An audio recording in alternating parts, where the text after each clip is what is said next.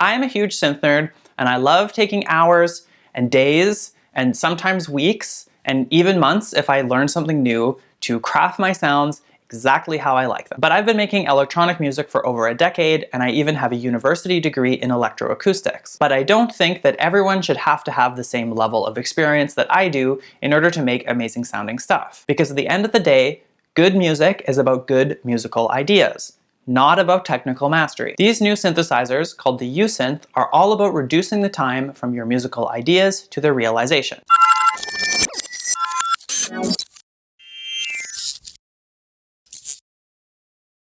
My name is Sarah, and I normally run a YouTube channel called Sounds Good. This is the third in a series of videos that I'm doing in collaboration with UJAM to help celebrate their new line of synthesizers called the Usynth. All the major stylistic changes in music history are tied to some kind of change in technology. In the 1940s, when electric guitars started to become more popular, rock and roll was invented. In the 1970s, when synthesizers started to be made with keyboards, then electronic pop music started to become popular. When samplers became more accessible in the 80s, everything changed all over again. My favorite example of this is the Roland Tr-808. Considering how extremely popular it is now, it might be surprising to learn that it was actually a total flop, complete failure when it first came out. After only 3 years, it was discontinued by Roland, and the people who did buy them started to sell them off to pawn shops. Later in the 80s, musicians like Kevin Saunderson, Derek May, and Juan Atkins started to buy them up and started to make some of the first techno music. From there, the rest is pretty much history. Obviously, there are multiple factors that have led to the ubiquity of the 808, but one of the most interesting is the reason why they failed in the first place. Its unconventional sound provoked the musicians who used them to think differently about structuring their music. They were no longer tied to the logic of a beat played on a drum set by a human drummer. And that allowed them to imagine things like this,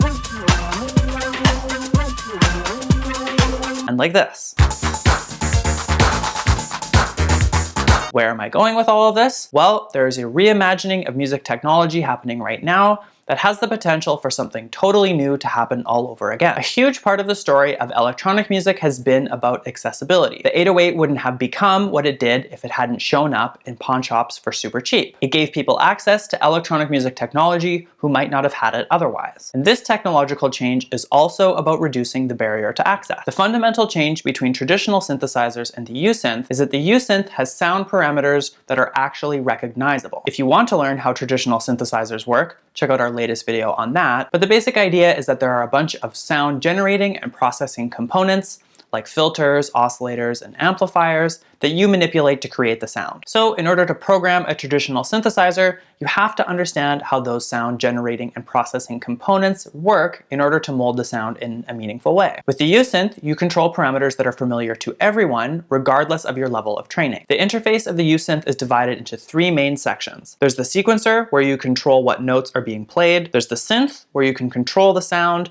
and the finisher, where you can dial in effects like delay and reverb. Each section has a main control up here, where you can set the most important parameters, and a detail control down here, where you can form the sound to your exact specifications. Check out the range of expression I can get just by moving the dark bright knobs and the fast slow knobs on the 2080 synth. I can start with a subtle version of this melody with the fast and slow set to pretty slow, and the dark bright set to pretty dark. If I want to up the energy to build tension, like I might do in a pre-chorus, I can increase the speed for a pluckier version of the same sound. If I want a full-forced, high-energy version of the sound, I can increase the brightness. This is more like a lead that I would have in a chorus. From here, if we're maybe heading to a verse and looking for an in-between version, I can leave the brightness up but slow down the attack. If I want more precise control, I can change the detune, sub-octaves, and noise settings here. Now I sound like Aphex Twin. We can exact the same control over the built-in sequencer with a ton of beautiful and customizable melodies to work with. Each melody has 6 levels of complexity, so you can build and manipulate the tension throughout the song that way too.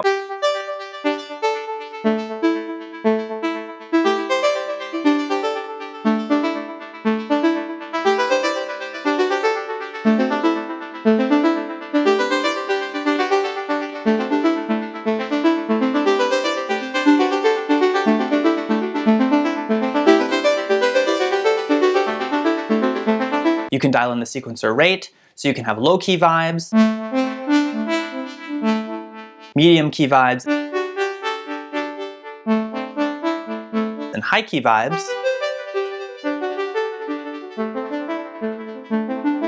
And if you want precise control of your vibes, you can change the phrase length, octave, note length, and swing controls.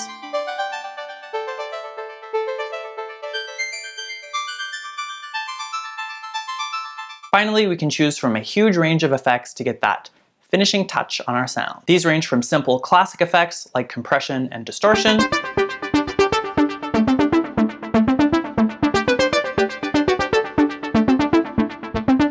to complex effects change that work together for truly unique sounds.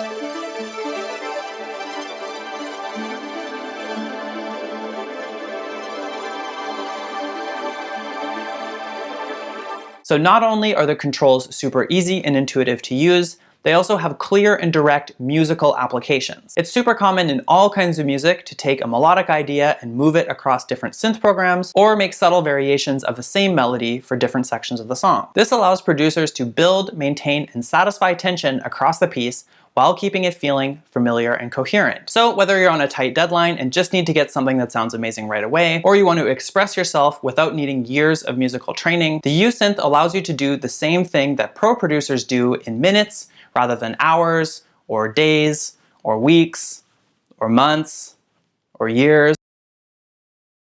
Right now there are 3 editions of the Usynth. The 2080 that I just demonstrated has juicy synthwave riffs and sounds. The Euphoria has uploading dance motifs, and the Caramel has warm and cozy pads and polys. But the best part of the deal is that you can order all 3 by following the link in the description.